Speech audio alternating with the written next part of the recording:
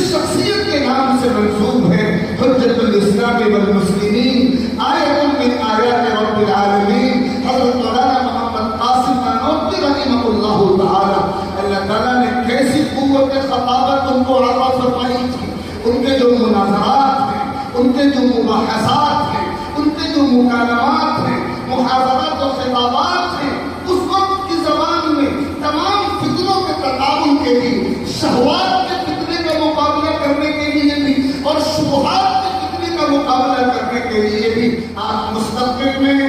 دین کے داعی بنیں گے. اور اب آپ فارغ ہونے کے بعد اس دارالعلوم کی چہار دیواری کے حساب سے نکلنے کے بعد ایسی دنیا میں قدم رکھیں گے جہاں فتنوں کا طوفان ہے، جہاں شہوتوں کے حملے ہیں، جہاں شبہات کی القاب ہے، جہاں ٹارگٹ کیا گیا ہے اسلام کو، قانون اسلام کو، شریعت کے حوالے سے مغالطہ انگیزیاں ہیں. نہ جانے کتنے ذہنوں کو مسموم کر دیا گیا، کتنے دماغوں کو مسموم و پراگندہ کر دیا گیا. اللہ رب العزت نے اس بزم حجت الاسلام کے ذریعے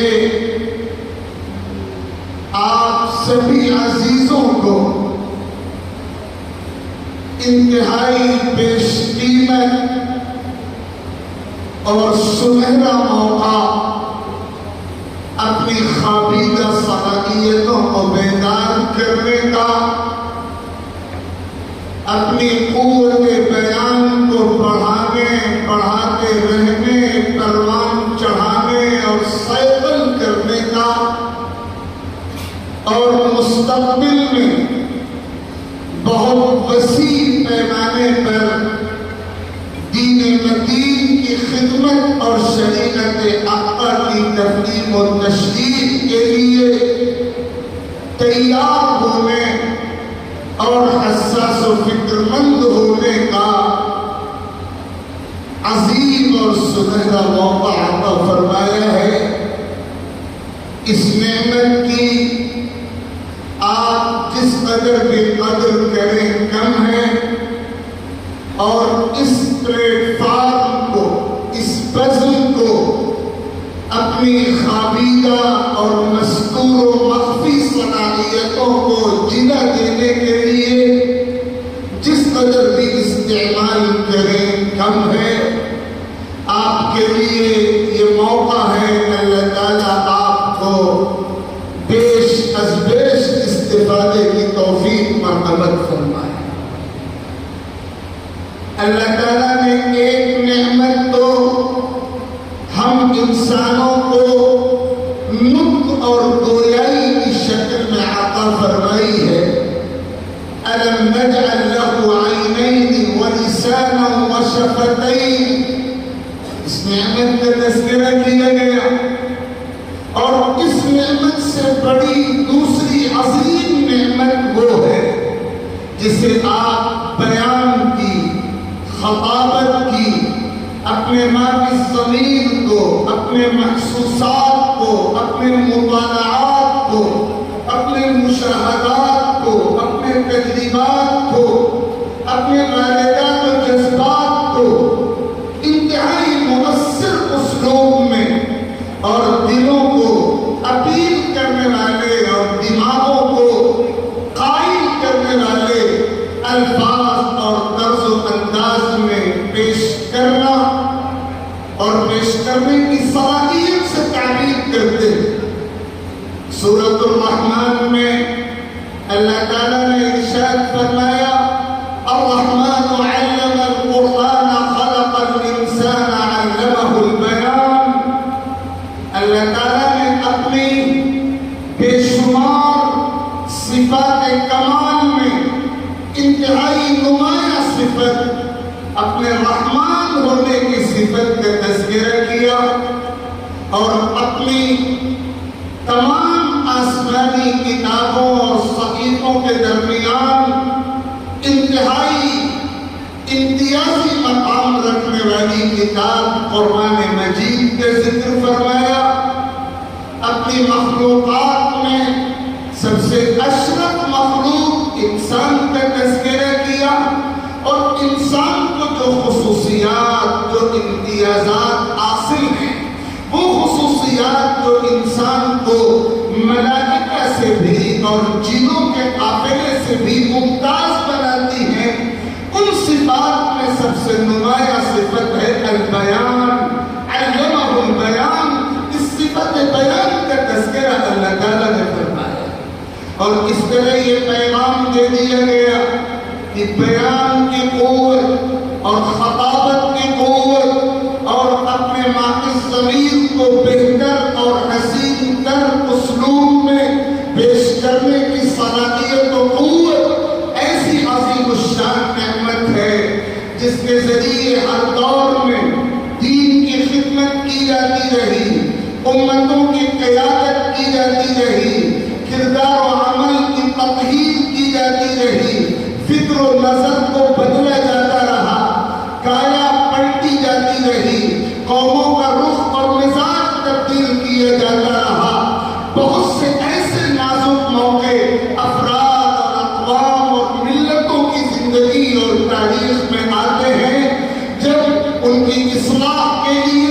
ان کی تعمیر کے لیے، ان کا رخ بدلنے کے لیے، ان کے جذبات کو صحیح سمت عطا کرنے کے لیے دیگر تمام تدبیریں اور وسیلے کارگر ثابت نہیں ہوتے۔ اللہ تعالیٰ اپنے فضل سے خطابت و بیان کے وسیلے کو وہ قوت عطا کرتا ہے کہ اس کے ذریعے کایا پلٹتی ہے اور وہ کام جس کے بارے میں یہ سمجھا جا رہا ہوتا ہے کہ یہ بن نہیں سکے گا، اس تدبیر سے اللہ تعالیٰ کے فضل کے ذریعے وہ بگڑا ہوا کام بن جایا کرتا ہے۔ اللہ تعالیٰ نے یہ خصوصیت خطابت اور بیان کی نعمت کے ساتھ وابستہ کی ہے۔ سیدنا حضرت عبداللہ ابن عمر رضی اللہ عنہما کی یہ روایت صحیح البخاری میں نقل ہوئی،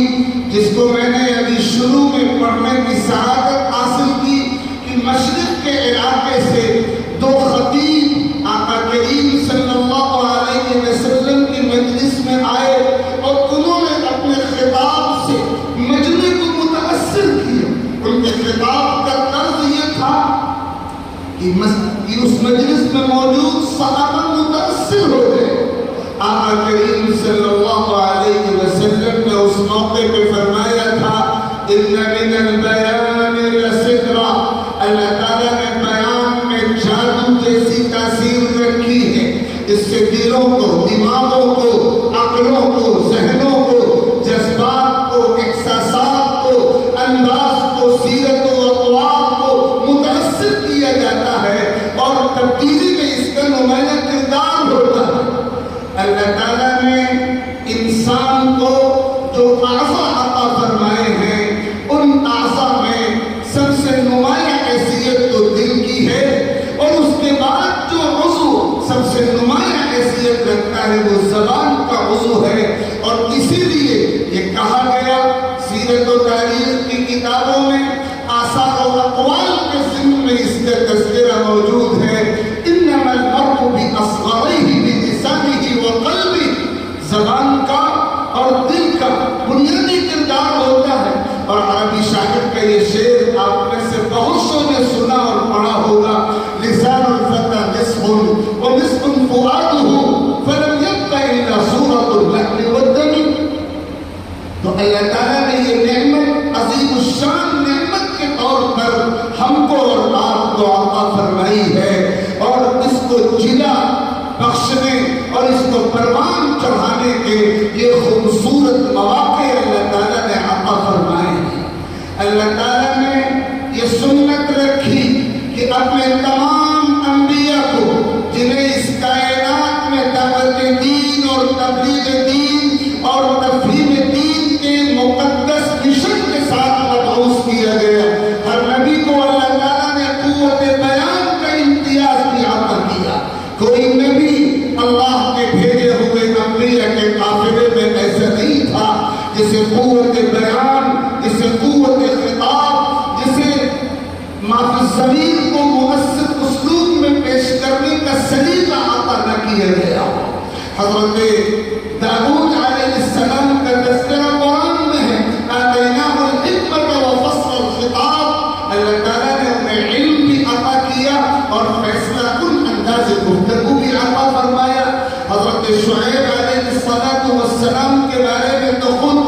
آقا کریم صلی اللہ علیہ وسلم کا یہ جملہ کتب احادیث میں نقل ہوا ہے کہ آپ انہیں خطیب الانبیاء کے لقب سے یاد فرمایا کرتے تھے. اور پھر حضرت موسیٰ اور حضرت ہارون کے تذکرہ تو قرآن میں جگہ جگہ پھیلا ہوا ہے. ام المؤمنین حضرت عائشہ کا یہ قول کتابوں میں نقل ہوا ہے کہ وہ مدینہ المنورہ سے مکہ المکرمہ عمرے کے سفر پہ تشریف لے آئی تھی. راستے میں ایک مقام پر ان کا قیام ہوا جہاں ایک عرب قبیلہ آباد تھا. ام المؤمنین کا بیان ہے کہ میں نے ایک آدمی کو سنا کہ وہ قبیلے کے لوگوں سے ایک سوال کر رہا ہے اور وہ سوال یہ تھا کہ یہ بتاؤ اس دنیا میں اس کائنات میں کس بھائی نے اپنے بھائی کو سب سے زیادہ نفع پہنچایا. پورا مجمع لاجواب تھا, کوئی جواب نہیں دے سکا. تو اسی شخص نے کہا میں جانتا ہوں سب سے زیادہ نفع اس کائنات میں اگر کسی بھائی نے کسی بھائی کو پہنچایا ہے تو وہ حضرت موسیٰ علیہ السلام ہیں جنہوں نے اپنے بھائی حضرت ہارون کو سب سے زیادہ نفع پہنچایا. اور ان کے لیے اللہ کے دربار میں یہ التجا پیش کی, یہ سفارش اور گزارش پیش کی کہ اے اللہ میرے بھائی ہارون کو نبوت عطا فرما دیجیے اور کار نبوت میں میرے ساتھ شریک کر دیجیے.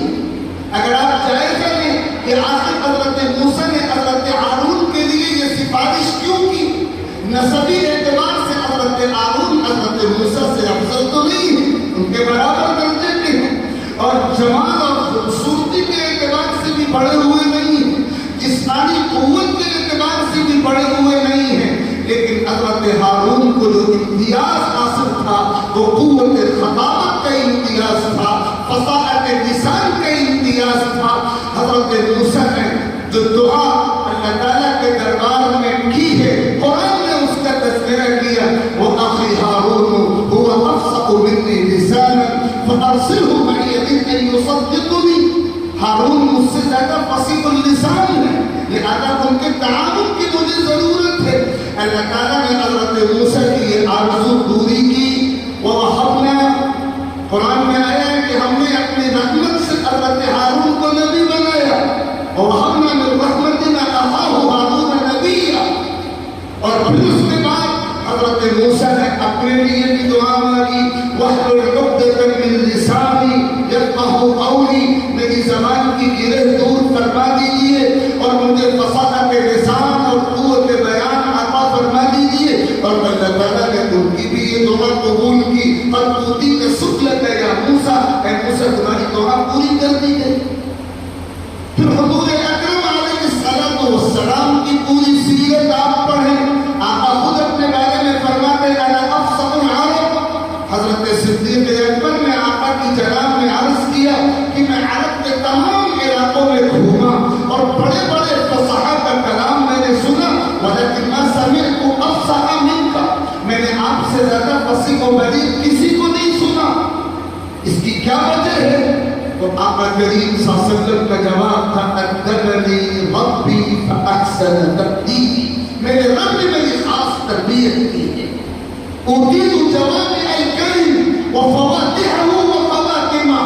اللہ تعالیٰ نے عجیب قوت بیان عطا فرمائی تھی. احادیث کی کتابیں آپ پڑھیں, یہاں تو اس کی تفصیل دہرانے کا موقع نہیں اور ضرورت بھی نہیں. احادیث کی کتابیں آپ پڑھیں, سیرت کی کتابیں آپ پڑھیں. آقا کریم صلی اللہ علیہ وسلم کی معجزانہ خطابت, مؤثر خطابت, دل نشین خطابت, کایا پلٹ دینے والی خطابت کے عجیب و غریب محیل العقول نمونے احادیث و خطب کی کتابوں میں موجود ہیں. اور پھر یہی رنگ صحابہ کا تھا. سیدنا صدیق اکبر کے خطبات پڑھیے, سیدنا عمر فاروق کے خطابات پڑھیے, حضرت عثمان غنی کے خطبات پڑھیے, اور ان سب سے بڑھ کر سیدنا حضرت علی رضی اللہ عنہ و ارضاہم کے خطبات, نجاشی کے دربار میں حضرت جعفر ابن ابی طالب کے خطبات, اور پھر اس کے بعد تابعین میں حضرت حسن بصری اور پورا قافلہ ہے ہمارے اکابر علماء پر.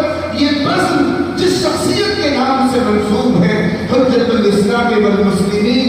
آیت من آیات رب العالمین, حضرت مولانا محمد قاسم نانوتوی رحمہ صورت خطابت ان کو عطا فرمائی تھی، ان کے جو مناظرات ہیں، ان کے جو مباحثات ہیں، ان کے جو مکالمات ہیں، محاضرات و خطابات ہیں، اس وقت کی زبان میں تمام فتنوں کے تقابل کے لیے، شہوات کے فتنے کا مقابلہ کرنے کے لیے بھی اور شبہات کے فتنے کا مقابلہ کرنے کے لیے بھی جس طرز و انداز سے، جیسے قوت استدلال سے اور جیسے عقلی اسلوب میں اور جیسے مخاطب کو لاجواب دینے والے طرز و انداز کے ساتھ انہوں نے کام کیا ہے، وہ ہمارے لیے نمونے کی چیز ہے۔ آپ بس حجت الاسلام سے وابستہ ہے، حجت الاسلام کے بے شمار امتیازات میں یہ امتیاز سب سے نمایاں حیثیت رکھتا ہے، اور پھر انہیں کے جانشین حکیم الاسلام حضرت مولانا قاری محمد طیب صاحب رحمہ اللہ، جن کے خطابات اور جن کی دل نشین تقریروں کا پورے عالم نے اعتراف کیا، اپنے اسلوب کے وہ موجد اور اپنے اسلوب کے وہ قاتل رہے۔ اللہ تعالیٰ نے کیسی قوت بیان اور کیسا دل نشین پھیلائے بیان ان کو عطا فرمایا، اور پھر ان کے جو جانشین تھے ان کے اخلاق، حکیم الاسلام حضرت مولانا محمد سالم قاسمی صاحب رحمہ اللہ اور فخر المحدثین حضرت مولانا انور شاہ کشمیری رحمہ اللہ، یہ آپ کے اکابر ہیں، اسلاف ہیں، امت کا سرمایہ اور اثاثہ ہے۔ اس وزن کی، اس ادارے کی ہماری اور آپ کی نسبت ان بزرگوں کی طرف ہے، ہمیں ان کا جانشین بننا ہے، ہمیں ان کی خصوصیات کو کشید کرنا ہے۔ آپ مستقبل میں دین کے داعی بنیں گے، اور اب آپ فارغ ہونے کے بعد اس دارالعلوم کی چہار دیواری کے حساب سے نکلنے کے بعد ایسی دنیا میں قدم رکھیں گے جہاں فتنوں کا طوفان ہے، جہاں شہوتوں کے حملے ہیں، جہاں شبہات کی القاب ہے، جہاں ٹارگٹ کیا گیا ہے اسلام کو، قانون اسلام کو، شریعت کے حوالے سے مغالطہ انگیزیاں ہیں، نہ جانے کتنے ذہنوں کو مسموم کر دیا گیا، کتنے دماغوں کو مسموم و پراگندہ کر دیا گیا۔ اب آپ کا یہ فرض منصبی ہوگا، آپ اس طرح کا محاذ پر تیار ہو کر جائیں، تعلیمی محاذ پر، صحافتی محاذ پر، خطابتی محاذ پر، تقریری اسلوب کے ساتھ، تحریری اسلوب کے ساتھ اور پوری طرح تیاری کے ساتھ میدان میں قدم رکھیں، زمانے کی آنکھوں میں آنکھیں ڈال کر حق کی حقانیت کو ثابت کریں، مغالطات کے پردوں کو ہٹائیں، حق کا سچا چہرہ لوگوں کے سامنے کریں۔ اس کے لیے جو چیز رسوخ علمی کے بعد، علمی استعداد کی پختگی کے بعد جو چیز سب سے زیادہ آپ کے اس سفر میں آپ کے لیے کامیابی کا باعث بنے گی اور دوشہ بنے گی، وہ خطابت و بیان کی اسی قوت کی آبیاری ہے۔ میں دل کی گہرائیوں سے ان مختصر گزارشات کے بعد ایک بار پھر آپ کو مبارکباد پیش کرتا ہوں اور یہ گزارش کرتا ہوں کہ اپنے اسلاف کا